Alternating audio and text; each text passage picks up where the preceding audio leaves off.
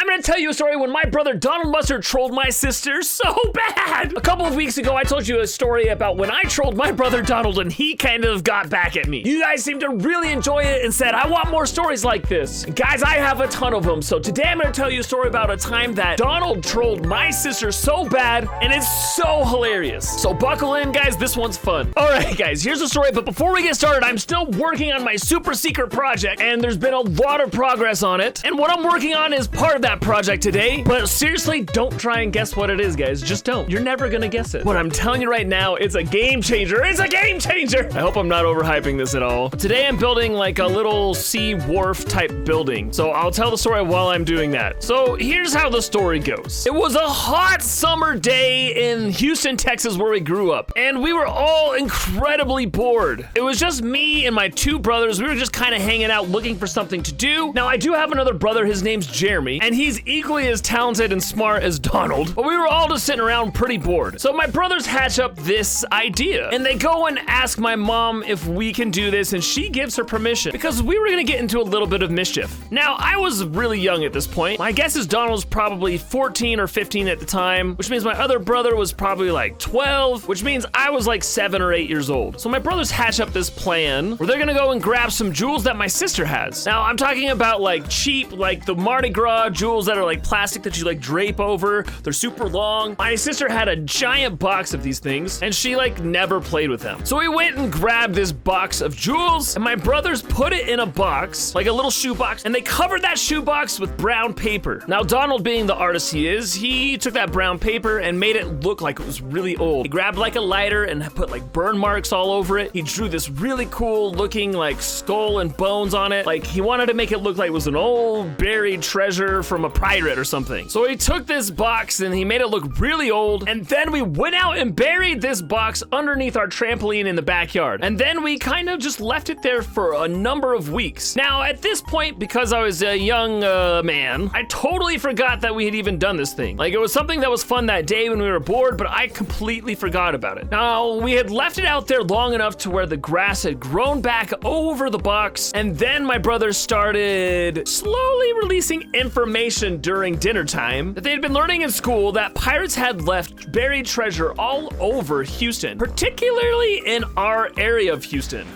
Whoops, I totally just broke that.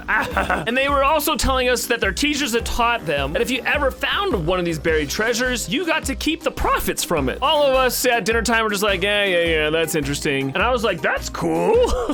And my parents, I'm sure, were just rolling their eyes like, these dumb kids. But they kind of planted these seeds for a number of weeks while we were eating dinner and just, living life as a family. So finally the day comes where my brothers rush in, where the younger kids are hanging out. My sister's there. Now, my sister's 2 years older than me, so she's probably like 10 at this point. My brothers rush in and they're saying stuff like, oh my gosh, guys, I was at school today and we found this treasure map. And they pull out this map that looked pretty authentic. And this map had clues that led us all over the neighborhood where we lived. I went to like my school, which was the elementary school. This map took us all over the place. And so we set out on this little adventure following this map. It was my brothers, my sister, I think my cousins were there. There was a number of kids that went on this long adventure seeing what was up with this treasure map. Now, my sister's a smart girl, and she was not convinced about this. She was rolling her eyes a lot and like not really into it, but she went along for the ride because it's fun to hang out with my brothers. I mean, honestly, anytime Donald and Jeremy were involved, the world kind of stopped and we just all kind of played along because, man, they were so fun to be around. Anyway, so my sister's not really buying this story, but she's playing along, and eventually this map kind of leads back to this tree in our yard. And my sister's getting really suspicious at this point because, yeah, right, this treasure map leads back to our yard. Like, it's not very believable, but once again, she's playing along, and it says to dig by this tree. So we start digging this hole and we hit something. Tink!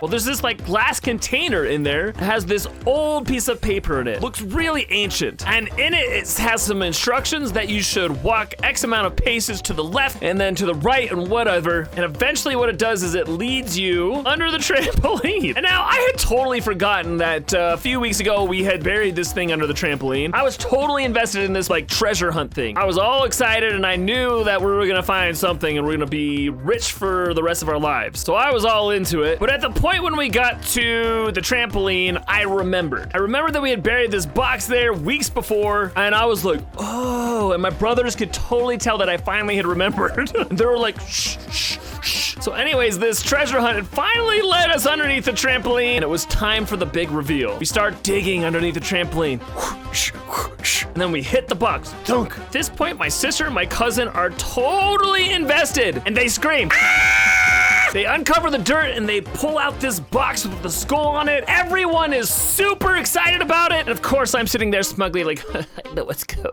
on.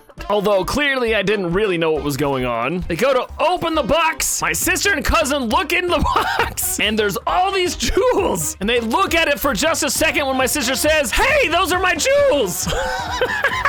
She was pretty quick on her feet on that one. She knew exactly what had happened, that my brothers had pulled a fast one on her and she had fallen for it. My mom was in the house looking out the windows and just laughing. My parents had very good senses of humor and they really let us explore our creativity. I'm very grateful to my parents for that. We totally trolled my sister and she totally fell for it. And I totally knew what was going on the entire time, guys. Well, that's what it was like living with my brothers growing up. A lot of creativity, a lot of fun, and you had to stay on your toes. Because you just never knew when you might be next. Okay, there's my little building here. It looks pretty dang good, I think. Not bad for one story.